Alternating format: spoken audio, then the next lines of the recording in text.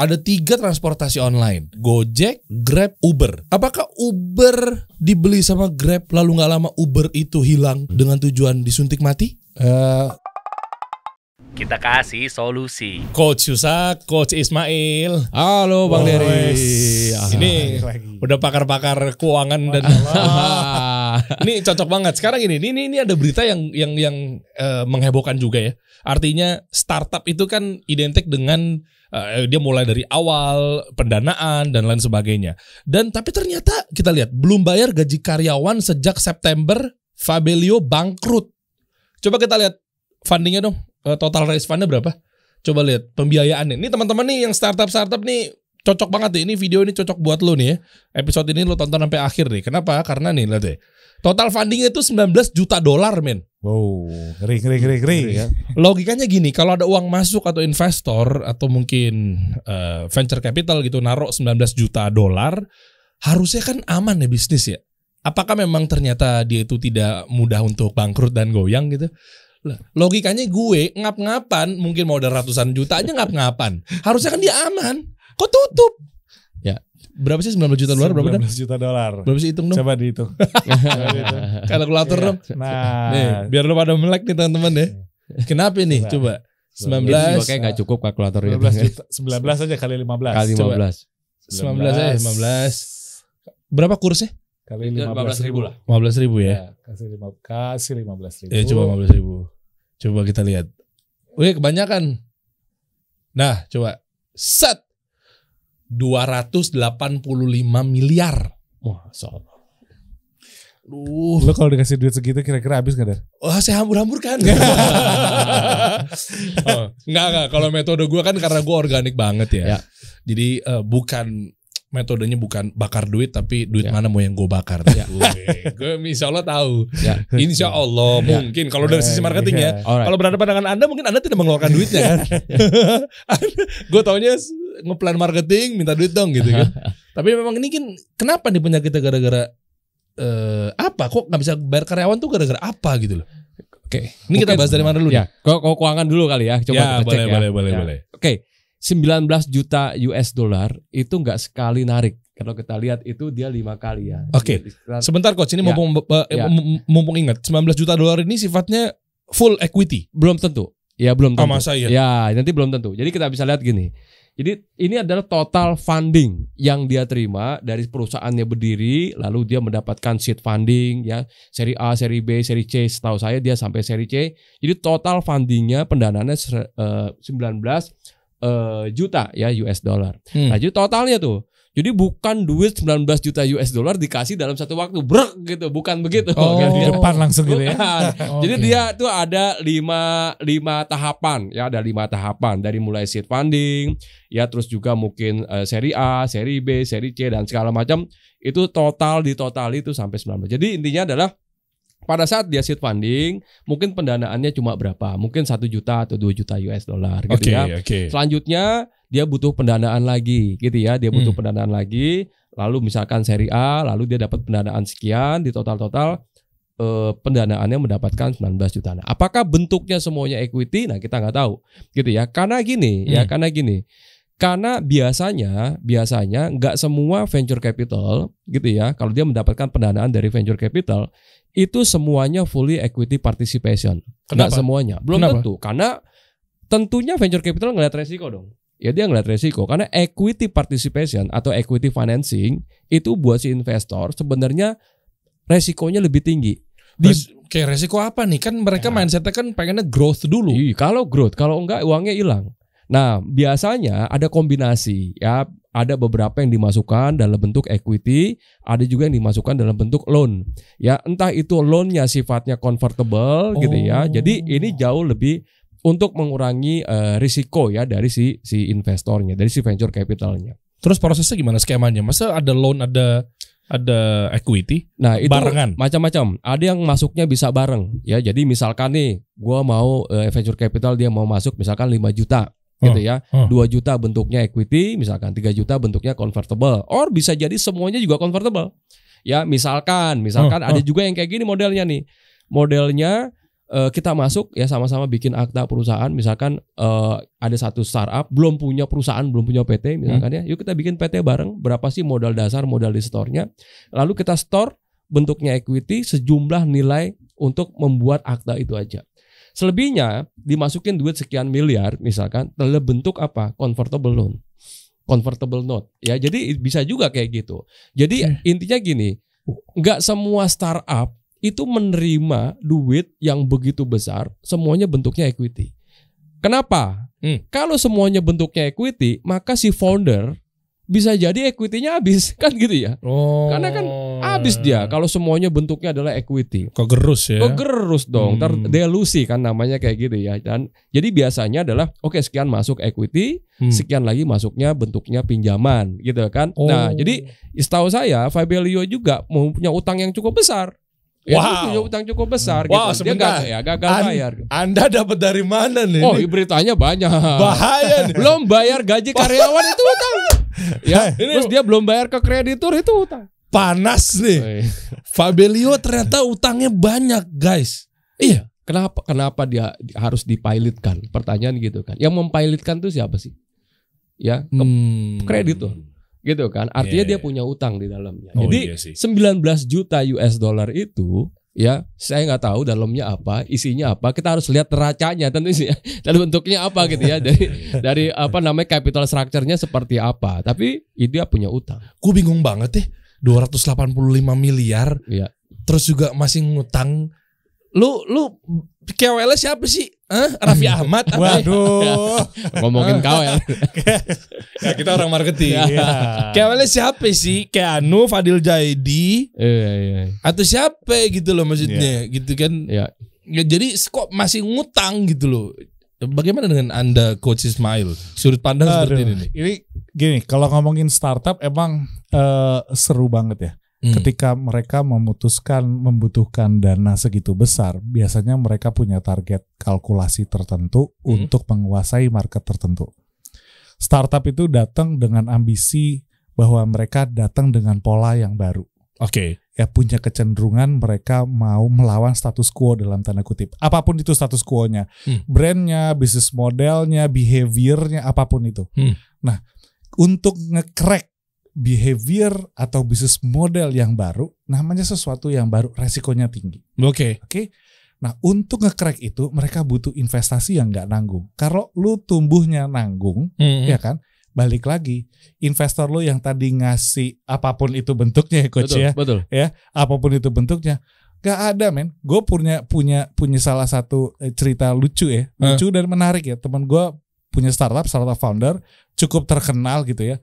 Dia cerita, dia bilang kadang-kadang ya, tiap dia meeting sama investornya dia, terus investornya lihat gini, terus investor bilang gini, you need to burn more money. Hah? Yes. Lu disuruh bakar duit lagi. Kenapa? Karena dia butuh ngejar untuk dapat posisi tertentu yang dia targetin, market share, behavior. Lu sekarang bayangin, misalnya ini case-nya Fabelio gitu ya. Iya. Mereka pengen banget sebenarnya ngerubah lu untuk beli furniture itu dari mobile, dari internet, dari website. Iya. Oke. Tapi case-nya, pertanyaannya, sesering-seringnya lo beli furniture, gua tanya setahun 2 kali lo beli furniture? Belum tentu juga itu pun. Itu pun juga belum tentu. Itu pun gue juga nggak online. Ini online kan awalnya kan. Itu salah satunya, ya kan? Nah, bisa nggak bisnis modelnya mereka, cara mereka track customer dengan uang segitu gede bisa ngerubah itu apa enggak? Kenapa nggak semua startup punya potensi berhasil yang sama karena itu? Oke, artinya gini, ini udah masuk ke bisnis model nih. Berarti nggak semua bisnis model ketika terima duit 200 miliar dan dia akan go gitu. Gini, kalau saya jawabnya gini. Ketika kita startup, ketika ada venture capital masuk, maka yang harus kita sadari adalah bisnis model kita udah lagi bukan bisnis model kita. Oke. Ngerti maksud saya? Gimana nih maksudnya? Ketika venture capital masuk, maka bisnis model kita itu harus disesuaikan dengan bisnis modelnya si venture capital. Loh. Ya. Ini kita harus sadari. Ini yang banyak sekali startup founder nggak sadar di sini. Ya mereka fokus sama kita bikin startup, punya idealis, pengen begini, pengen begitu.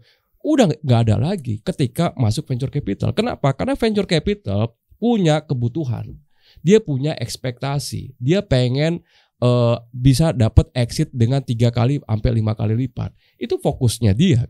So ideologi kita, idealisme kita, segala macam udah nggak penting lagi. Bisnis modelnya harus di-adjust dengan bisnis modelnya venture capital. Nah, kaitannya tadi dengan dari Coach Ismail, gitu ya. Sukses aja nggak cukup buat venture capital. Meskipun profit deh. Iya, sukses aja nggak cukup. Venture capital butuhnya sukses besar. Sukses yang betul-betul tuh extraordinary, yang sukses gede banget. Bukan coba sekedar sukses. Jadi dia butuh, karena apa? Karena yang dia harapkan adalah multiple. Bukan yield, bukan. Ya, bukan misalkan cuma berapa persen, gue untung 20%, gue bandingkan dengan deposito masih gain, enggak begitu. Dia butuh 3 kali, 4 kali, 5 kali lipat. So, startup itu harus sukses besar, nggak bisa suksesnya nanggung. Nah, jadi makanya tadi tuh si startup founder tadi disuruh burn money lagi, kira-kira kayak gitu.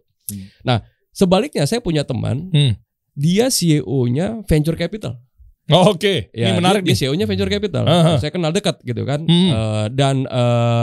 Dia di perusahaan besar juga nih, ngomong-ngomong dia perusahaan besar, salah satu konglomerasi lah di Indonesia. Dia punya venture capital. Dia bilang kayak gini, aduh, gue invest ke satu startup, untung lagi startupnya.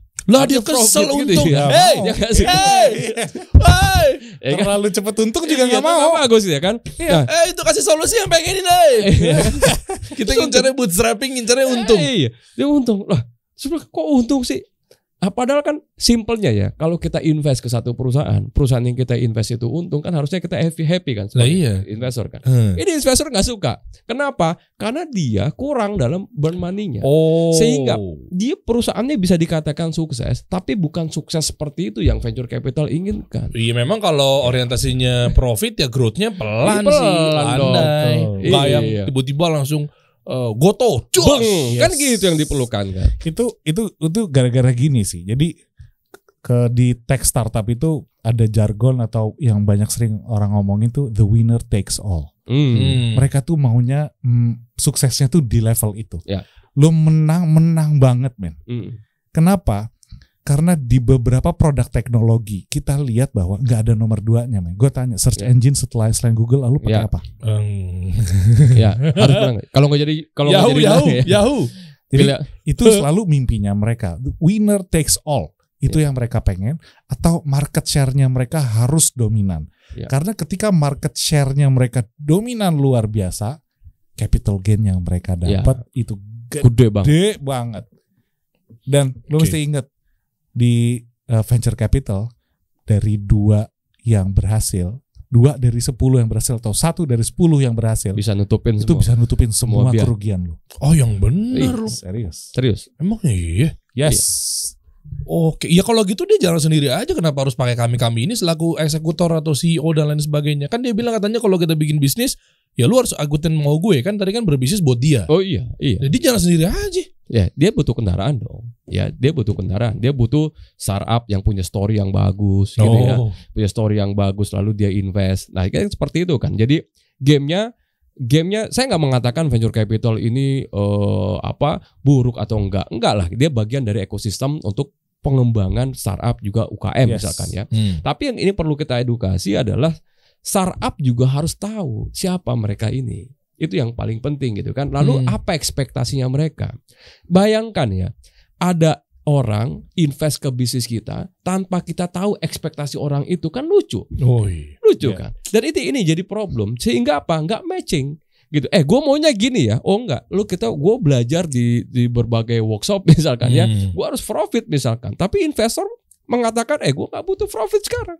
Profit nggak perlu gue perlunya pertumbuhan kan gitu kan, kira-kira kan.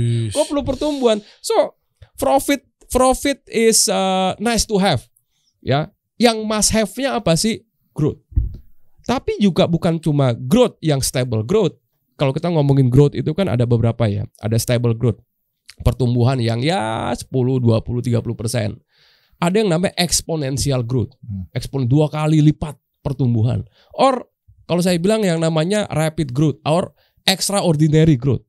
3 kali, 4 kali, 500% pertumbuhan. Itu mungkin yang diharapkan. Why? Kenapa harus seperti itu? Iya. Nah, jadi karena kalau kita bisa lihat ya, let's say ya, ini ada satu perusahaan yang diinvest. Ya diinvest sama venture capital. Gitu ya. Lalu venture capital dia akan mendapatkan keuntungan pada saat apa? Exit. Exit dan dia akan dapetin dana dari investor yang akan masuk berikutnya. Gitu ya. Dan investor yang masuk berikutnya akan mendapatkan keuntungan kalau bisnis yang diinvest ini terus tumbuh, gitu ya, sesuai dengan ekspektasinya dari investor yang akan masuk lagi. Bentar deh. Ini kok modelnya kayak Ponzi ya? Mirip-mirip Ponzi emang.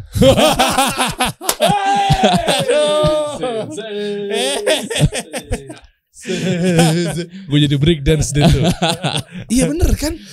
Ya. Muterin sesuatu, dia dapat keuntungan dari yang berikutnya lagi, muterin PO. Ya kalau Ponzi itu kan nanti ujung-ujungnya kan investor yang terakhir yang bermasalah ya. Paling ujung yang jadi paling korban. ujung. Tuh kalau biasanya di IPO tuh publik tuh akhirnya yang Gue mau ngomong itu tadi gak berani. Terus duluan. Tapi tergantung ujungnya duluan. Ini lah ya karena memang ya itu kepentingan mereka. Kita harus tahu gitu. Jadi kan venture capital masuk, kita harus tahu ekspektasinya dia dan kita harus ikut ke gamenya gitu. Karena tadi saya bilang gitu kan, bisnis model kita udah nggak penting lagi. Visi, misi, ideologi, idealis segala macam itu kalau itu harus deal di depan. Harus deal di depan. Siapa kita? Itu harus deal di depan. Kita pada saat mungkin due diligence proses ya, kita dari mulai pitching dan segala macam, mereka itu akan gali siapa kitanya. Bisnisnya mungkin 30%, tapi siapa kita? Apakah kita ini bisa mengikuti bisnis modelnya dia atau enggak? Oke, ini menarik. Kalau misalkan si foundernya sudah punya ilmu yang dia kokohkan dalam artian fundamentalnya, gue udah berdasarkan struktur yang benar apa segala macam. Dan sementara dia kan pasti tahu dong si venture capital ini bahwa ini orang ini kompeten di bidangnya apa segala macam. Masa dia cuma sekedar naruh duit doang tapi dia juga nggak belajar sih? Itu permasalahannya gimana? Gini, venture capital atau investor gue bilang mereka tuh ketika naruh uang atau invest di sebuah startup, salah satu yang mereka lihat tuh sebenarnya kan timnya. Iya. Oke. Timnya juga mesti komplit. Timnya juga dia, lo nih siapa? Datang tiba-tiba lo mau jualan furniture online atau jualan sayuran online gitu, lo nih siapa? Background lo nih apa? Perusahaan luar negeri atau bukan? Nah, ya kan? Lo sehebat apa, sepintar apa lo bisa ngejalanin ini gitu. Ya. Walaupun cerita Fabelio ini mungkin satu di antara banyak cerita bahwa duit lo sebanyak apapun tetap aja lo bisa fail. Nah itu kenapa? Karena bisnis itu gak cuma masalah uang. Salah banget. Terutama buat mereka-mereka yang begitu bisnis bikin deck cari investor. Belum proof apa-apa gitu kan. Bisnis model kayak ada riset, customer segala macam. Pokoknya cita-citanya bikin bisnis buat apa? Dapat investor. Ini salah banget. Dan ini sekarang udah startup begitu udah mulai kebukti ya. Ini yang nama euforia startup bikin deck, presentasi yang bagus segala macam untuk dapetin funding dari investor, angel, venture capital. Udahlah nggak begitu lagi. Kita kembali lagi ke yang namanya jalan yang lurus. Gitu ya. Balik lagi ke bisnis yang betul-betul membangun yang namanya fundamental. Jadi kita bisa lihat ya sekarang. Banyak fenomena startup founders yang akhirnya dulunya dia dapat investor, seed funding dia dapat, seri A, seri B dia dapat, ujung-ujungnya dia stres mau bunuh diri. Banyak banget, banyak banget kayak gitu. Kenapa? Karena menurut saya ya, mereka melawan keseimbangan sih. Mereka melawan yang namanya tuh hukum alam. Yes. Nggak bisa itu dilawan. Nggak bisa. Semua ada prosesnya. Oke. Semua ada proses. Jadi kita bisa lihat ya, sustainability, bagaimana bisnis itu dibangun. Saya orang yang paling nggak percaya bahwa bisnis itu dibangun dengan cara yang sederhana, dengan waktu yang singkat bisa berhasil. Enggak. Semua bisnis perlu diuji kok. Coba kita ukur dari brand-brand yang sebelumnya. Misalnya kayak Mayora, Sosro, Unilever, itu bisnis perjuangan panjang. Itu bisnis yang benar begitu tuh. Jahir. Wah, ini senior. Kan gitu ya. Wah, ini senior ini. Senior ini Zahir ini. Senior. 25 tahun lebih bahkan nih. Betul. Emang begitu, itu perjuangan kayak seperti itu justru malah the real business. Iya, perjalanan panjang. Betul, nambahin tadi. Jadi proses yang terjadi belakangan ketika banyak startup di luar itu sukses, lalu kemana-mana semua orang berpikir bahwa startup itu bisa dengan mudah sukses, itu membuat mereka berpikir semuanya pengen hyper growth. Ya. Kalau namanya hyper growth, lu namanya nanem, lu hari ini nanem pengennya besok pohonnya udah segini. Iya. Artinya apa? Lu harus injek segala macem. Dikasih steroid, yes, pupuk, bisa nggak lu besar? Bisa nggak lu sukses? Bisa, tapi sustain nggak? Dan ada potensi lu ngerusak ekosistem. Ya. Ada potensi lu ngerusak ekosistem. Betul. Wah, bisnis lu gede luar biasa, sementara lu memakan begitu banyak korban di luar. Bisa jadi dengan model-model yang kayak gitu. Oke, ini menarik ya teman-teman ya. Mungkin juga nggak kita bedah satu persatu deh sampai seintisarinya gitu ya. Kalau gue lihat nih mungkin nggak ada dua sisi. Yang pertama, memang si venture capital ini atau investor ini ya udah memang tujuannya gue mau market leader, gue mau gede banget, IPO, exit gitu kan. Akhirnya udah dimilikin sama publik. Atau yang kedua, gue se-ekstrim mikirnya mereka juga sebenarnya tahu permainan-permainan seperti ini gue akan cepat bunuh diri apa segala macam. Tapi bisa jadi ini pencucian uang juga nggak? Ya, itu bisa. Aduh. Boleh minum dulu nggak ya? Boleh nggak? Loh, bener kan? Ya. Mungkin dia tahu bahwa itu ya, gini. Jadi pengen minum beneran nih gue. Gini. Nggak mungkin sekelas venture capital, mau itu dari negara apapun itu, sebutlah ya memang terkenal yang di ranah bisnis gitu ya misalnya. Gue sebutnya secara umum, gue misalnya kayak mungkin di negara Cina, Arab, India, ya mungkin udah common lah. Nah, dalam hal ini kan mungkin dia juga punya fundamental. Gue langsung tajem aja nih. Misalnya, nggak mungkin mereka punya duit doang, udah sudah dia nggak belajar misalnya ilmu keuangan. Dia nggak belajar mengenai ilmu marketing, HR, atau apapun itulah. Kan pasti dia tahu nih. Tapi kan mungkin dia tahu bahwa kalau gua main growth, resikonya begini. Kalau gua main bootstrapping, resikonya begini. Nah, ada lagi di sisi yang berikutnya lagi. Ya udah, gua tempat cuci uang aja. Ya, mungkin nggak? Mungkin sih, gini. Mungkin nggak? Kita bicara jadi venture capital. Tanya sekalian siapa yang cuci uang? Bisa jadi. Jadi gini, venture capital ini kan dananya dari mana sih? Dananya kan dari LP ya, dari limited partnernya mereka, gitu ya. Jadi dari orang biasanya itu dari orang-orang super kaya, gitu ya, dari perusahaan keluarga, dana pensiun, dikumpul-kumpulin tuh, gitu kan. Nah, itu masuk tuh ke apa namanya venture capital. Nah, apakah di dalam duit ini ada orang limited partnernya, orang super kaya itu yang naruh nitipin duitnya ke venture capital dan itu bentuknya cuci uang? Ya bisa juga gitu. Bisa, kan? Sangat memungkinkan ya, tentu sangat memungkinkan. Nah, tapi venture capital ya dia perusahaan investment. Biasanya di dalam portofolio investasinya tentunya dia mainkan. Yang namanya venture capital itu super high risk. Ya, super high risk. Resiko gagalnya itu gede sekali. Super high risk. Nah, jadi mungkin dia punya duit, dia punya duit 10 triliun lah yang bisa dia investasikan. Mungkin yang masuk ke dalam startup mungkin nggak lebih dari 10 atau 20%-nya aja. Karena itu super high risk. Nggak mungkin semuanya itu ditaruh di satu keranjang kan gitu ya. Kalau di investment kan jangan taruh telur di satu keranjang gitu ya. High risk, high return, low risk, low return. Nah, dia akan mainkan. Nah, yang kedua apa? Uang ini kan terus juga harus dikembangkan. Misalkan nih untuk melawan apa? Untuk melawan inflasi, untuk melawan penurunan nilai uang, time value of money, segala macam lah. Nah, terus ditaruh misalkan 70% dananya ini ditaruh di yang low risk misalkan, atau di medium risk segala macam. Jadi banyak dialokasinya sebenarnya dia puterin. Nah, coba memang venture capitalist dia akan banyak ya bermain di equity participation dengan mitigasi resikonya apa? Seperti yang tadi dibilangin. Ya dia kurasi dan segala macam, dia invest gitu ya, dengan harapan apa? Mungkin dia tahu, seorang venture capitalist, dia tahu bahwa kemungkinan gagalnya besar. Nah, kan ya udah ngapain lu main kayak begitu? Nah, mereka berharap satu atau 2 aja Cuannya gede banget, bos. yang berhasil, ini bisa menutupi kegagalan investasi yang lain. Cuan 1 tuh nutupin 9 yang gagal Iya, gitu. kira-kira kayak gitu. Itu Aman. mitigasi resikonya memang gamenya begitu. Makanya mereka ngotot banget. Gak peduli misalkan nih kasih solusi dapat venture capital gitu ya. Bodoh amat lu punya visi misi apa segala macam, gak peduli. Pokoknya gue pengen exit 2 tahun 3 tahun lagi 5 kali lipat. Itu tujuan gue. Gitu ya. Itu tujuan gue. So lu harus tumbuhkan. Bagaimana menumbuhkan nilainya? Lu harus viewernya harus gede.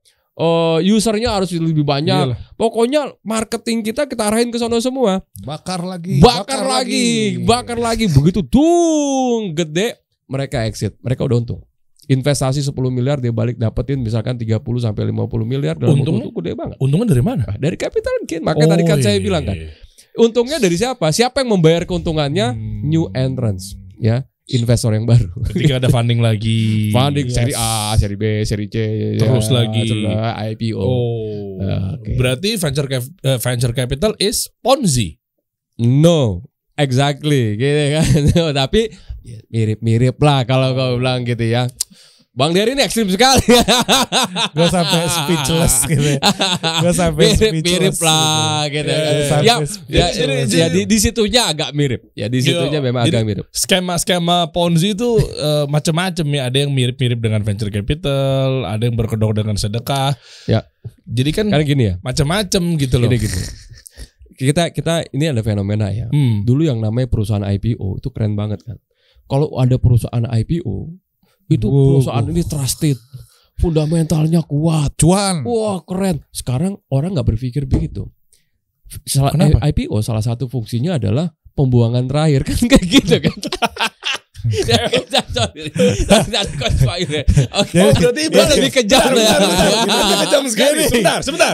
Misalkan, wah gue bisa misalkan enggak, ini bisa dibilang saya nggak mengatakan ini legal ya. Tapi ini kan secara sistem IPO itu bagus sekali. Ya, dia dapat pendanaan dari publik, kita bisa bertumbuh segala macam. Tapi kita juga nggak bisa menjadikan ada nama moral hazard kan ada aja. Orang mencari cara, wah gue coba bagus-bagusin, gue exit di IPO gitu kan, gue punya segala macam.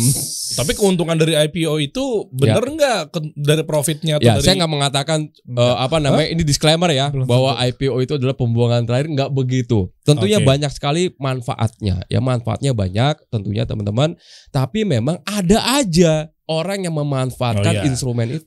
Dapat berarti si oknum yang berpikir oknum yang berpikir bahwa IPO ini ya pembuangan terakhir itu berarti ada aja. Ya ada. Saya berapa kali banyak juga kok orang yang merencanakan seperti itu. Oh gitu. Perusahaan-perusahaan TBK begitu ya? Enggak semua. Ya simpelnya gini. Kalau di keuangan sih bahasanya mereka tuh gini. IPO is one of the exit strategy. Ya, exit strategy. Exit strategy itu artinya apa? Gue udah invest nih ya, ketika lo customer lo masih cuman 1.000, gue invest di tempat lo ya, gitu kan 100 miliar misalnya. Sekarang lo udah punya 1 juta user, 100 miliar gue harusnya udah jadi 1 T dong.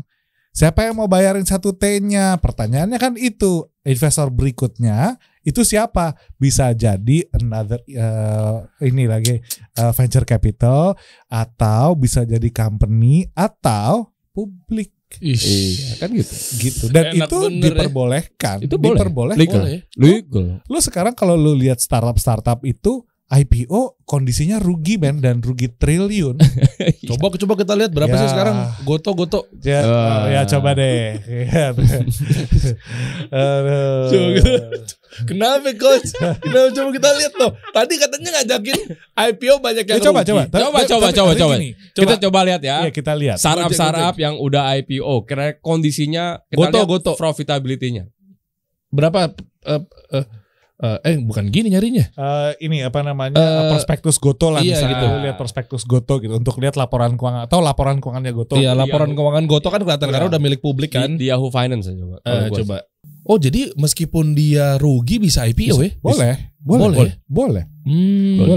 Cuman mungkin gini, yang kita nggak boleh lupa, serugi-ruginya perusahaan yang IPO, pada akhirnya semua company apapun, sebesar apapun investasi lo akan ngejar fundamental yang paling penting di bisnis. Ya. Tuh makanya cuan, profit. Makanya sempat ada startup winter kemarin, JDID, apa segala macem tuh. Shopee pun juga udah mulai banyak yang keluar dari Shopee itu kan, dan dia mungkin salah satunya tujuannya adalah bisa jadi ngejar profit ya. Bisa jadi ngejar profit atau bisa jadi memperpanjang runway-nya mereka. Jadi gue punya duit ini kalau dengan burn rate yang ada sekarang, gue bisa bertahan sampai 12 bulan ke depan. Artinya sebelum 12 bulan ke depan gue harus sudah raise fund lagi. Kondisinya winter man gitu, gampang lu dapat investor. Oh kalau gitu ya udah kita panjangin biar jadi 24 bulan. Ya kurangin burn rate-nya, turunin. Yang lu tadinya ngebakar 1 bulan 10 miliar ya udah kurangin deh. Dikurangin. Biasanya ngebakarnya pakai apa sih? Gratis bebas ongkir. Apapun itu pokoknya untuk ke track customer. Jangan mepet-mepet Bapak, nanti kecebur kali. Coba lihat laba ruginya, dan di bawah. Gue salah gue apa sih? Gue cuma nanya. Gak ada yang salah. Coba lihat bawah lagi, di bawah lagi. Ini masih di bawah lagi. Nah, oke, ini. Nah, ini bawah lagi. Ke bawah lagi. Nah, rugi periode berjalan lah. Rugi nih tuh dalam kurung. Ya, rugi komprehensif ya juga rugi periode berjalan. Itu rugi komprehensif, coba lihat tadi tahun berapa ya? Atas ini cari 2022 aja. 2022. Maret 2022 dan ini dalam jutaan ya. Angka dalam jutaan. Jadi lu lihat bawah tadi lu tambah juta belakangnya. Kurang lebih begitu. Nah, ini tambahin juta Mas Bro. Jadi 6,5 triliun. Rugian. Rugi. Goto rugi 6 triliun. Ya coba bayangin kalau ini bisnisnya gado-gado gitu loh. Stres gitu. Ini kalau lagi workshop gitu, lagi ini kita buka, bapak-bapak, ibu-ibu, kalau bisnisnya rugi sekian teh gimana? Saya besok nggak mau bangun lagi Pak gitu. Tidur pengen nggak mau bangun lagi gitu ya. Sebentar. Ini yang bayar kerugiannya siapa? Enggak. Butuh suntik lagi, funding lagi, terus sampai kiamat? Enggak. Jadi gini, belum tentu mereka butuh funding lagi, juga belum tentu. Ya kan minus coach. Jelas minus. Nanti lo bisa lihat di cash flow-nya. Bisa lihat neracanya. Coba aja buka sekali. Cuman ini intinya yang kita mau lihat adalah, even lu rugi segini, lu boleh IPO. Iya. Dan itu poinnya. Itu poinnya. Dan lu sebagai investor, lu membeli ini bukan karena dia rugi. Iya. Ada yang beli, gue lihat 3 tahun terakhir kayaknya kerugiannya berkurang, berarti kemungkinan bisa positif dalam waktu mungkin sekian tahun gitu ya. Kalau sekian tahun lagi berarti harga sahamnya naik sekian. Ya gue beli. Bisa jadi digoreng sama bandar. Bisa jadi. Ya bisa jadi. Halo Bapak Bandar, Derry ya gitu ya. Bisa jadi. Loh, gue cuma nanya bisa jadi nggak? Kan gue bilang bahwa ini bisa. Pasti digoreng sama bandar kan enggak. Ya, artinya kan memang begini. Artinya kan gini ya. Bisnis itu memang enggak selalu, kadangkala ya kita ngelihat ya, investor tuh enggak melihat fundamental juga. Kadang-kala dia juga ngelihat yang namanya hal-hal yang lain, hal-hal yang sentimental lah, atau segala macam lah, gitu ya. Misalkan ya, foundernya tiba-tiba jadi pejabat misalkan, itu bisa nggak naikin nilai perusahaannya? Oh ya bisa dong. Bisa. Dia punya kebijakan. Dia misalkan ya dia kayak gitu, naik nilai perusahaannya. Jadi terus misalkan apalagi cara-cara yang lain, ya misalkan dia merger, ya Tokopedia dengan Gojek itu bisa nggak ningkatin value-nya? Jadi yang namanya ningkatin value dari perusahaan nggak cuma dari profitability. Ya, investor ini nggak ngelihat profitnya. Mungkin ya sekarang nih investornya banyak nggak ngelihat ke bawah mungkin gitu kan. Dia nggak sampai ngelihat buka laporan keuangan ini. Laporan keuangan ini nggak penting mungkin buat mereka. Karena udah gede secara brand. Ini ke Goto ya, belum lagi yang lain-lain ya. Itu susah juga. Nah pertanyaannya mungkin yang menarik ini. Apakah saat ini investor awalnya masih ada di sini atau enggak gitu ya? Wah.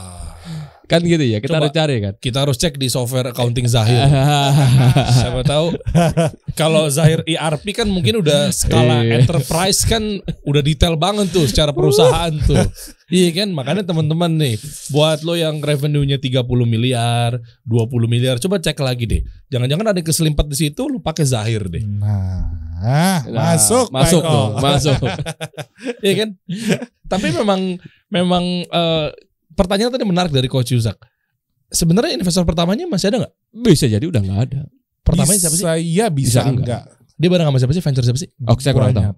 Dia banyak banget. Ketika lo IPO, lo ada prospektus, di situ akan kelihatan semua list pemegang sahamnya. ada yang perorangan, ada yang venture capital, perusahaan, whatever lah, itu ada semua. Dan tergantung ya rulesnya mereka. Mungkin ada beberapa yang saham yang ini nggak boleh dilepas dulu, itu ada aturan macam-macam lah. But anyway gitu ya, terlepas dari ini rugi banget ya, rugi banget ya. 6 triliun. Coba lu lihat ke atas deh, berapa revenue-nya mereka? Ini coba. 6 triliun. Lu lihat ya. 6 triliun kerugiannya, revenue di itu pendapatan bersih. Pendapatan bersih 1,4 ya 4 triliun per bulan enggak ini tahun. Ini kuartal 1 ya? Enggak, ini 1 tahun. Iya. 3 months ya, period. Iya, 3 months, kan? Ya, ini 1 kuartal. 1 triliun, 1,4 triliun 3 bulan. Iya. Itu revenue-nya. Omsetnya dia nih. Omset. Sorry ya, gue ngomong sama orang keuangan, omset nggak ada artinya kalau bukan omset, namanya revenue ya. Iya, omset sih tetap. Omset. Omset bahasa Belanda itu. Oh iya. Nah, itu gimana tuh? Untuk mereka sampai ke angka itu, investasi-investasi yang ada di sebelumnya itu kan di-burn sama mereka untuk nge-boost kemampuan organisasi, semua yang ada di dalam supaya mendapatkan revenue itu. Oke. Tapi kenapa mereka masih bisa rugi sampai segitu gede? Itu ya kan? Karena mereka belum sampai ke titik di mana mereka bisa nutupin semua biaya operasionalnya. Kenapa? Space mereka untuk tumbuh, mereka believe bahwa kita masih bisa tumbuh lebih besar lagi. Keren, ngerti gue.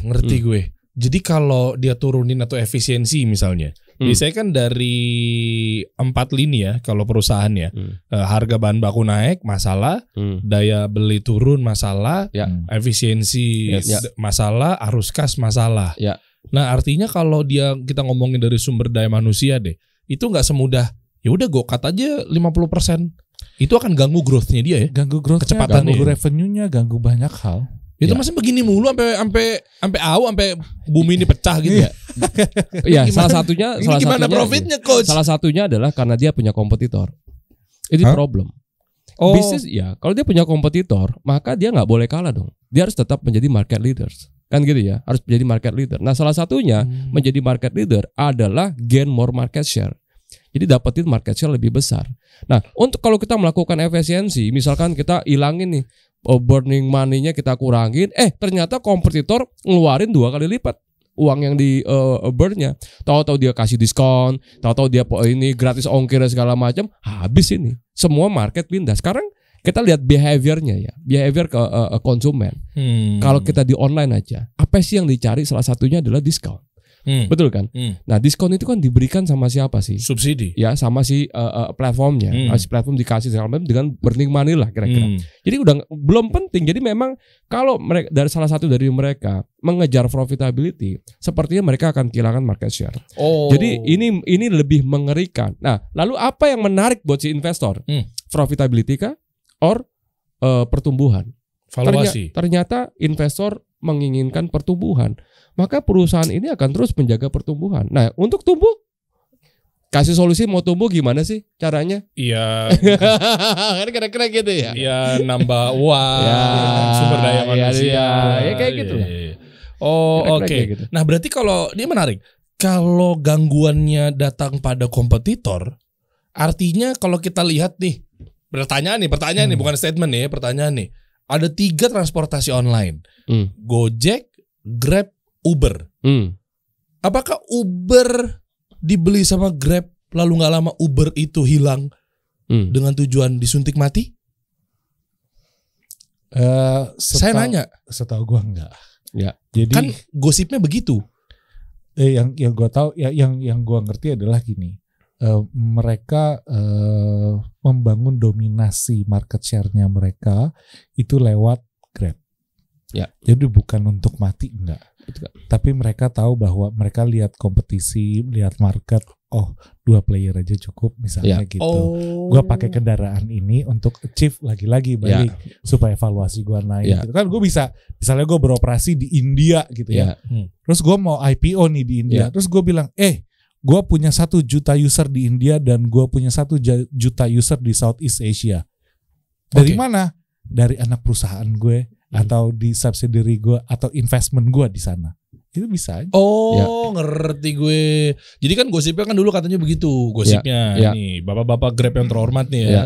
Katanya kan Grab beli Uber biar dia nggak ganggu, biar katanya kan biar pemain itu cuma 2 biasanya. Ya. Akhirnya diambil Ubernya, akhirnya suruh pergi lo sono. Kan berita begitu, makanya kita klarifikasi nih. Ya, karena di ring tinju itu cuma ada 2 petinju. Karena itu aja yang ngadu. Kalau ada 3 ya susah. Jadi mendingan itu koalisi ya. Kita ngomongin nanti Pilpres. Tetap harus berkoalisi. Jadi kalau memang nanti ada 3 pasangan calon, akan mengerucut jadi 2 kan, kayak gitu kan. Nah, dua-duanya ini akan fight. Emang coba kita buktikan transportasi online di handphone kalian. Gojek misalkan menang pada saat pemainnya 3. Pada saat pemain yang nomor 2 sama nomor 3 ini berkoalisi, merger misalkan ya, atau apapun mekanismenya mereka bersatu gitu ya, belum tentu yang nomor 1 menang. Banyak kan. Itu masalah kompetisi. Artinya ketika Bukalapak IPO bangkrut dan lain sebagainya, bukan bangkrut apa namanya? Minus. Oke, turun. Ketika Bukalapak misalnya turun, akhirnya kenapa dia nggak merger buat sikat? Misalnya contoh kita kerjasama deh, kita sikat Shopee, misal, ya udah Bukalapak, Zalora, Lazada, Tokopedia gabung. Bisa nggak tuh kayak gitu? Bisa, tapi setiap bisnis kan punya gameplaynya sendiri-sendiri. Mereka punya goalnya beda-beda. Ya, mungkin lu nomor 1 di kota-kota besar dan di tier 1. Gue pengennya nomor 1 di tier 3. Ya. Di kelurahan dan di kecamatan itu mungkin aja. Ya kan? Jadi besok gue bisa datang lagi gitu kan ke market. Sekarang kita nomor 1 loh untuk tier 3. Wow. Ya. Bisa aja. Secara Nielsen lagi. Dia bawahnya kan gitu. Itu mungkin aja. Jadi ya semua akan mereka punya tujuannya sendiri-sendiri. Cuman yang paling penting yang bikin ini jadi luar biasa karena di tech startup khususnya market share itu penting banget. Lu harus nge-burn untuk ngejaga market share lu. Ketika lu coba ngerem atas dasar gue mau profit, lu ngerem ya. Lalu kompetitor lu akan ngerebut nyalip. Problemnya transaksi di platform lu mungkin akan turun. Ya kan? Terus growth lu akan melambat. Lalu ketika lu mau fundraising lagi nanti susah. Akhirnya ya udah deh, berlagi aja. Hilang lagi. Emang itu nggak bisa. Itu habit. Tapi emang at the end of the day mereka tetap harus kembali ke bisnis yang paling dasar. Itu fundamental. Tetap. Cuma ya selama pertarungannya masih begini, ya akan terus begitu. Susah ya, tetap ini harus misalkan ya, saya nggak tahu ya, mungkin harus ada campur tangan ya orang lain yang udah lu coba pikirin deh tentang profitability. Karena investor yang ada di sana, investornya kan banyak macam ya. Ada investor yang nyarinya dividen, ada investor yang nyarinya capital gain. Mungkin di startup ini mereka investornya hampir semuanya nggak ada tuh yang namanya investor dividen. Capital gain semua. Gitu. Jadi mereka berharap dari situ semua. Jadi ekosistemnya memang meng-create mereka harus seperti itu. Oh iya, itu berat sih tuh. Jadi kalau ada yang bilang Gojek kok nilai perusahaannya naik terus padahal rugi, ya memang harus begitu gitu loh. Ngerti nggak? Karena memang harus begitu. Emang harus begitu ya. Karena kalau sampai untung ada yang aneh gitu kan. Ada malah mungkin akhirnya jadi turun dia market share-nya. Berapa brand yang udah kita kupas di sini membahayakan saya pribadi. Oke guys, saya pensiun jadi podcaster. Takut ya. Gue takut lagi. Tapi gini, apapun yang mereka jalan yang mereka tempuh, mereka nggak bisa lari dari fundamental bisnis. Ya. Masalahnya waktu. Mereka ada yang memilih bahwa gue bisnis hari ini, gue bulan ini harus untung, men. Ada bisnis yang gue mulai hari ini, ya kan? Tapi gue harus untung 10 tahun lagi atau 20 tahun lagi. Tapi waktu gue untung 20 tahun lagi, gue market share gue 70%, 80% gitu. Ya. Udah gitu. Ya. Enggak sih, capek sih.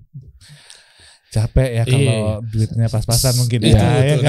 Kalau duit banyak mah enggak. Gini deh guys, mendingan kita coba santai, pikirkan dengan akal yang sehat, apa segala macam. Kalau lo main kayak begini-begini capek. Belum lagi ya mungkin udah mindsetnya gaya-gayaan valuasi, ngikutin kayak Gojek enak tuh dapat duitnya tuh. CEO-nya mungkin begini, ratusan juta digajinya. Misalnya ada startup apa gitu kan.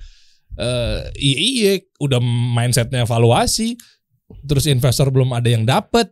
Itu kan berdarah-darah tuh kayak begitu-gitu. Nah, makanya mending kita balik lagi sih ke gini. Ini aslinya. Ada startup yang dia pikir ketika dia dapat investor, masalahnya selesai. Yeah. Coba kasih solusi survei ke founder-founder startup yang udah dapat investor. Lebih pusing mana dia pada saat belum dapat investor sama udah dapat investor? Coba survei. Oh. Coba deh langsung aja sih di kolom komen deh. Ya, coba di sini lagi pusing apa enggak ya? Coba. Lebih pusing mana? Setelah ada investor masuk atau sebelum investor masuk? Coba tulis di kolom komen. Ya benar, kita cek ya. Apa yang bikin pusing? Intinya gini, gak ada makan siang gratis. Gratis. Gak ada uang datang dengan mudah, apalagi dalam jumlah besar, tanpa lo harus membayar dengan segala sesuatu. Lo harus bayar dengan waktu, lo harus bayar dengan energi segala macam. Lo kebayang gak kalau gue invest misalnya dikasih solusi, gue kasih Der, ini gue kasih lo 100 miliar ya. Terus minggu depan gue balik lagi Der.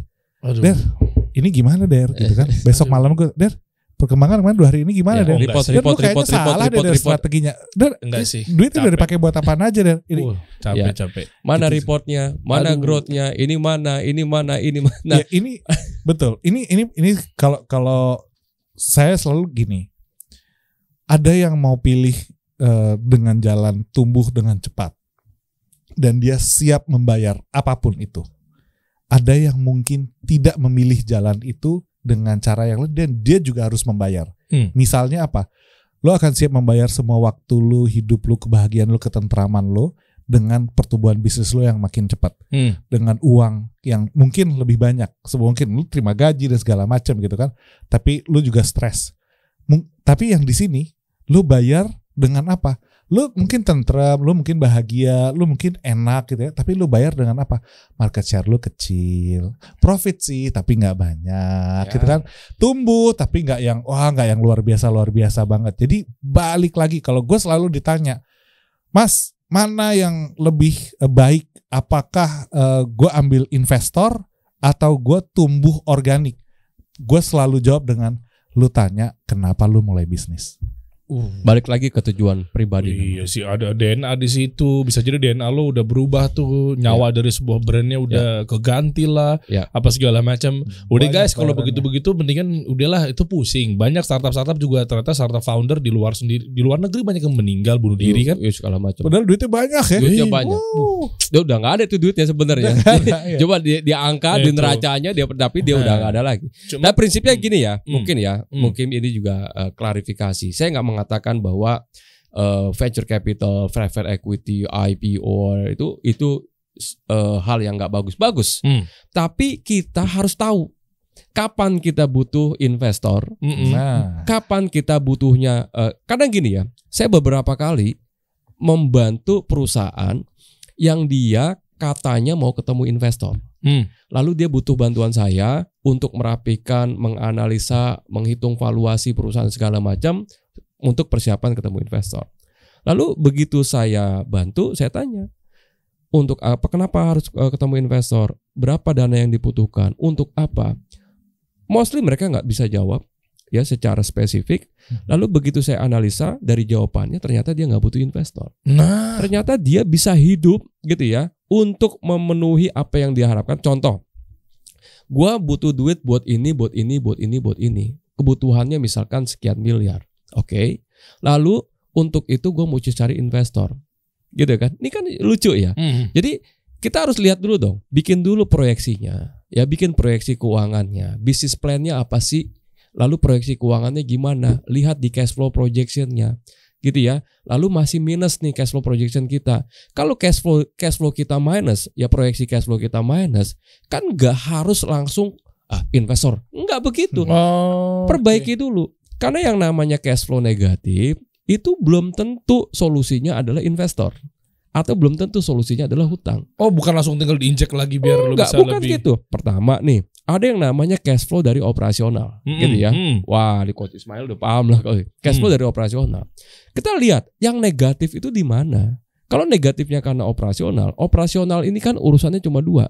Uang masuk harus lebih banyak dibanding uang keluar. Uang masuk harus lebih cepat dibanding uang keluar. Mungkin dengan cara negosiasi ke supplier aja, kita udah bisa mengcover kekurangan cash flow kita. So nggak perlu investor. Kita nggak harus ngelepas kepemilikan kita.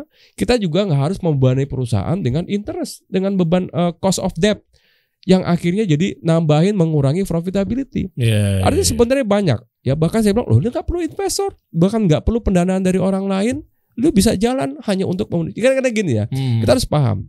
Sampai pada waktunya memang kita memerlukan pendanaan. Ya, nggak ada pilihan lain. Kita perlu pendanaan. Nah, pendanaannya untuk apa? Apakah untuk marketing, or untuk R&D, untuk gain more market share, untuk capex misalkan, or bukan restrukturisasi, ya. Segala macam gitu kan. Nah itu untuk apa? Yang kedua berapa kebutuhannya? Yang ketiga analisa figur keuangannya, ya baru kita tentukan kira-kira kita butuhnya apa. Dan ini lucu juga nih. Banyak yang datang ke saya pengen cari investor, sebenarnya yang dibutuhkan cuma short term loan. Ya, cuma short term loan selesai. Kan investor ini kan lebih jangka panjang harusnya. Gitu ya. Lu ngapain gitu kan? Pakai ini aja udah bisa. Kenapa lu harus pakai investor? Perlu diingat ya. Kehadiran investor dalam bentuk equity financing itu costnya mahal banget gitu, betul ya? Yang namanya cost of equity di mana-mana lebih mahal dari cost of debt. Jadi kita mencari dana dengan biaya yang sangat mahal. Gitu. Jangan pikir bahwa investor itu gratis, no freelance, nggak ada makan siang gratis, itu mahal. Ya, itu mahal. Jadi kita harus tahu. Dan yang kedua, kalau kita kebanyakan karena kita nggak ngerti misalkan untuk menganalisa dan segala macam, akhirnya apa? Bentar-bentar nggak ada duit kita cari uang. Ya bentuknya macam-macam. Ada equity, ya ada juga loan misalkan. Equity gitu ya, equity itu udah pasti akan mendelusi kepemilikan kita. Sampai kita nanti kehilangan kontrol. Kalau bisnis kita udah kehilangan kontrol, maka orang lain yang akan kontrol bisnis kita. Nah, si startup founder di sini mungkin akan demotivasi. Kenapa? Karena ide-idenya nggak bisa dijalankan. Karena semua keputusan harus dilaporkan, dan segala macam. Nah, udah nggak seru lagi bisnisnya. Dan buat si investor ngelihat si founder yang udah demotivasi juga nggak bagus buat dia. So akhirnya si investor ya membagi nih, oke sekian aja dana dalam bentuk equity, sekiannya gue tambahin loan, biar lu nggak terdelusi, gitu kan. Tapi kalau misalkan performanya nggak bagus juga, loan ini bisa dikonvert langsung sekaligus hilang tuh foundernya di dalam perusahaan. Selesai itu. Hilang, gitu kan. Akhirnya ya si startup founder dan segala macam ya dia mungkin cuma punya berapa persen gitu kan, 1%, 2% dari bisnisnya, dan itu udah bukan bisnis dia lagi akhirnya. Nah, jadi intinya adalah gini, kita harus paham ini problemnya. Problemnya tuh saya mengatakan ada dua hal. Kekurangan UKM atau startup founder di Indonesia. Ya. Yang pertama adalah teknologi. Teknologi integration. Banyak dari mereka yang UKM ya bisnisnya tuh kurang dalam memanfaatkan teknologi. Yang kedua adalah tentang financial literacy. Mungkin 9 dari 10 UKM di Indonesia. Bisa saya bilang lagi mungkin ya 19 dari 20 lah. Lebih banyak lagi angkanya. Mereka nggak ngerti keuangan dan mereka nggak mau belajar keuangan. Itu mungkin yang mengakibatkan kalau pas di kelas, kalau misalnya gue tanya nih, ada 10 yang gue tanya, siapa yang butuh investor, siapa yang butuh modal, 11 yang nunjuk. Padahal 10 tuh. 10. Nggak tahu gitu. tuh siapa itu. Pokoknya ada dua. Oh ada duit. Oke, butuh modal. Oh butuh. Butuh nggak butuh? Butuh. Gitu. Padahal nggak langsung seperti itu ya.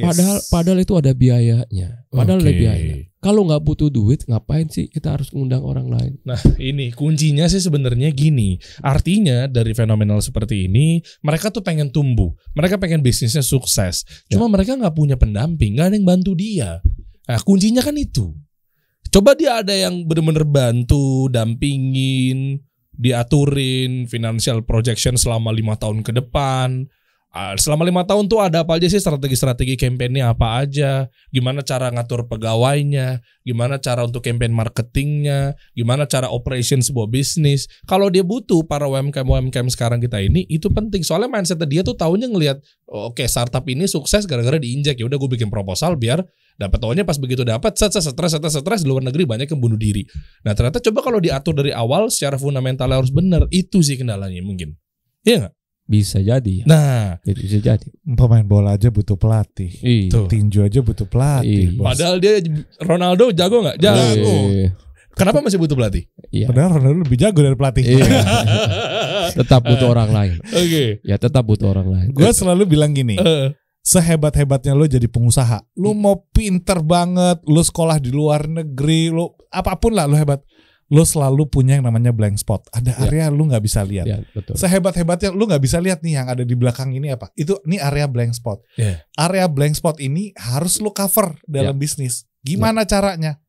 Oh, ngerti gue. Ada yang ngeliatin, ada tim, ada segala macam gitu. Supir bis. Ya. Blank or blind spot itu Ya. kan kadang di supir bis itu Ya. kan nggak kelihatan anak kecil lagi Ya, nyebrang. ya, Iya, Which is dia butuh tukang parkir. Tukang parkir, dia butuh kaca spion, butuh Spion, kamera, butuh segala kamera, macam. dan Iya, segala padahal, macam. Bisnis juga. Padahal kang parkir belum tentu dia bisa bawa truk yang gede banget. Ya. Tapi dia butuh bantuan pembalap, ada navigator. Ya. Yes.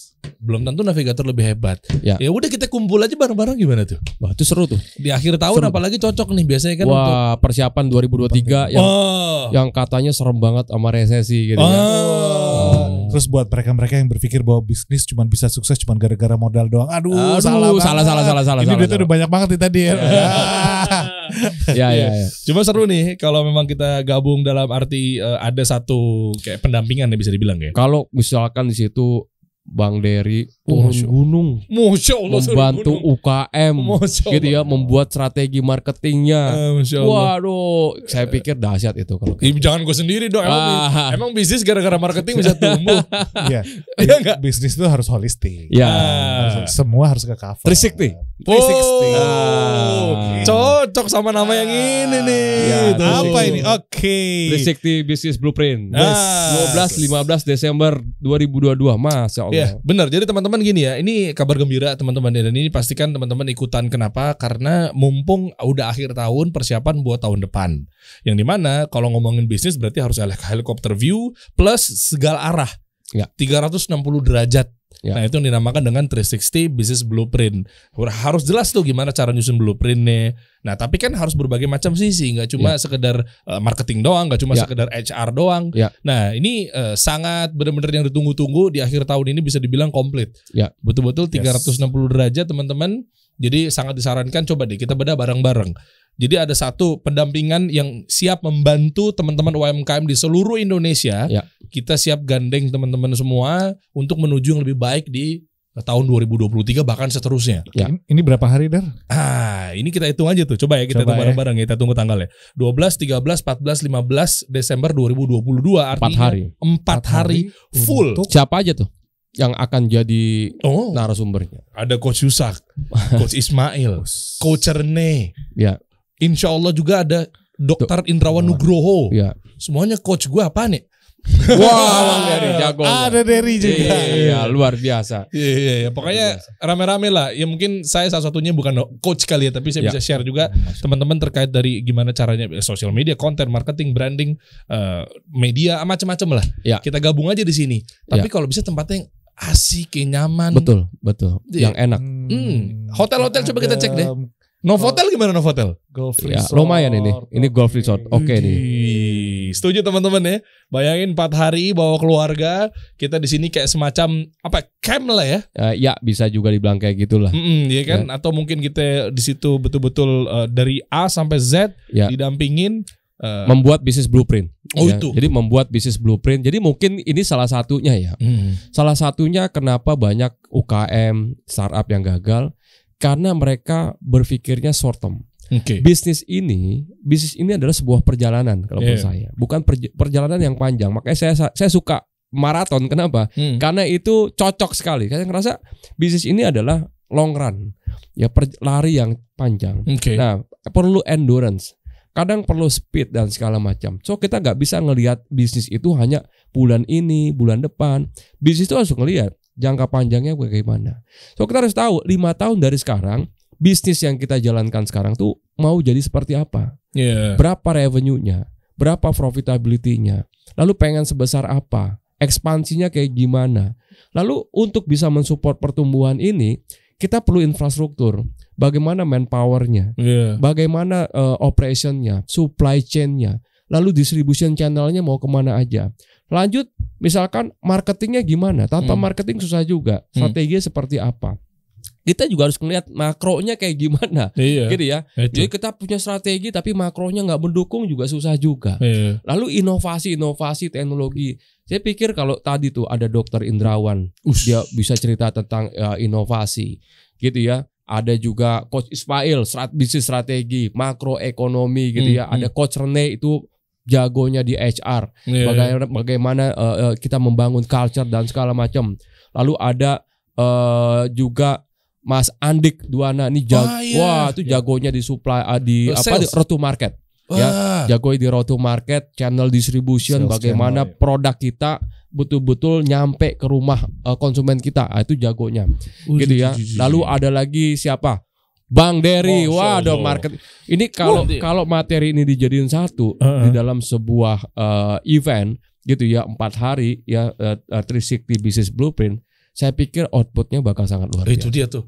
Mau nggak teman-teman nanti mungkin di gue pribadi ya, dari ranah branding atau marketing, gimana caranya bangun satu merek menjadi brand itu hanya dalam waktu 12 bulan. Bisa kayak kasih solusi, kita contek, teman-teman bisa nyontek semuanya dan rahasia bisa dibongkar semua, mau nggak? Setuju? Kita bongkar. 1 tahun loh. Kita bongkar. Itu ada fundamental dari mulai bikin kontennya, nge-create demand-nya sampai lu menuju launching sebuah produknya. Nah itu kita pecah tuh. Nah sama-sama teman-teman nanti yang juga di bidangnya akan share semua. Jadi blueprint selama mungkin lu bisa persiapan ke let's say mungkin 5 tahun ke depan gitu ya. Bisa juga misalkan teman-teman yang mau persiapan IPO misalkan, pengen IPO 5 tahun lagi, ya kita siapin. Ya IPO yang kayak gimana gitu kan, mau jadi perusahaan yang seperti apa. Itu ya kita bisa siapin. Ya sebenarnya mengenai networking juga itu yang lebih mahal daripada segalanya juga salah satunya. Ketemu sama banyak banget pengusaha, CEO hebat. 4 hari cuman 4 hari. Ya kan, duduk bareng, didampingin sama mentor untuk ngebangun roadmap di semua aspek bisnis holistik 360 untuk 5 tahun ke depan. 4 hari untuk 5 tahun, keren ya. 4 hari untuk 5 tahun. Iya bener, lo gak perlu ngikutin perjalanan-perjalanan kayak beliau-beliau. Bayangin teman-teman, Zahir aja 25 tahun 4 hari insya Allah sama dengan 25 tahun. Lu gak usah harus sabar-sabar 25 tahun nunggu ini berdarah-darah. Itu akan dikasih tahu semua. Tentunya mungkin kan kayak gini kan, ada orang tuh bilang kan gini kan, kata-kata bijak, pengalaman adalah guru yang terbaik kan gitu ya. Nah sekarang udah gak zaman tuh, udah gak kepake. Sekarang itu adalah pengalaman orang lain adalah guru yang terbaik. Jadi shortcut. Kita nggak mesti ngerasain dulu jatuhnya, gitu kan. Jadi orang yang udah pernah jatuh ngajarin kita. Coach Ismail tadi, Zahir itu CEO beliau ya teman-teman, itu udah perusahaan dari tahun 96. Coach Yusak dari ngomongin secara detail udah banyak lah. Dari tahun 2000 saya bantu perusahaan tuh dari tahun 2011. Ya, saya banyak bantu perusahaan. 2011 ada brand-brand yang udah banyak. Saya udah banyak, mungkin ada ribuan kali saya pernah bantu ya perusahaan ya, baik yang pendampingan intensif maupun yang cuma sekedar coaching, mungkin udah ribuan. Apalagi keuangan lagi ya. Udah banyak banget. Boleh lah nanti kita gabung tuh. Teman-teman ya. 360 Business Blueprint teman-teman di Novotel insya-Allah tanggal 12 sampai 15 Desember 2022. Lengkap banget. Kalau pengen tahu teman-teman ya gimana cara ikutannya, daftarnya nih, coba aja cek aja di deskripsi di bawah ini. Ya, cek aja link yang ada di sini, lo klik aja tuh di situ buruan karena ini kan kalau ngomongin hotel, Novotel udah dikontak belum? Itu totalnya berapa? Udah kayaknya. Berapa ini? Enggak, seatnya. 100. Aduh, 100 lagi. Kita hitung-hitungan itu 50 perusahaan. Ya, jadi terbatas hanya untuk 50 perusahaan. Jadi kalau lu CEO, lu bisa datang dengan direktur marketing lo, atau lu mau datang dengan direktur operation atau manajer operasional untuk sama-sama dalam 4 hari bikin bisnis blueprint secara holistik. Jadi untuk 50 perusahaan. Bener, ajak bareng-bareng teman-teman semua, direktur keuangan, ikutin apa segala macam karena lu nggak bekerja sendiri. Lu siapa? Iron Man. Maksudnya Iron Man aja butuh tim. Betul. Iya kan butuh Hulk. Iya kan butuh Thor. Iya kan satu kesatuan. Lu siapa? Makanya kita bareng-bareng di sini gitu kan. Sama seperti gue juga banyak belajar sama beliau-beliau gitu ya. Intinya teman-teman insyaallah berarti di Bogor ya. Kita ketemu, kita bahas semuanya. Mantap. Ingat cuma 50 perusahaan aja. Nah, kita coba hitung-hitungan deh. Kasih solusi berapa subscribersnya? Sekarang kita lawan deh potensialnya. 360 ribuan. 360 ribuan yang nonton. Artinya bisa jadi nggak satu orang itu punya satu perusahaan? Bisa jadi. Berarti kalau 50 perusahaan lawannya 360 ribu lain perusahaan. Jadi buruan banget.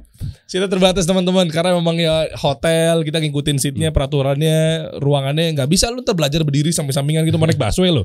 Ya kan pasti kan harus benar-benar yang nyaman 100 doang ya. Dan rasanya ini event satu-satunya yang ngebahas langsung secara holistik ya. Iya, 360.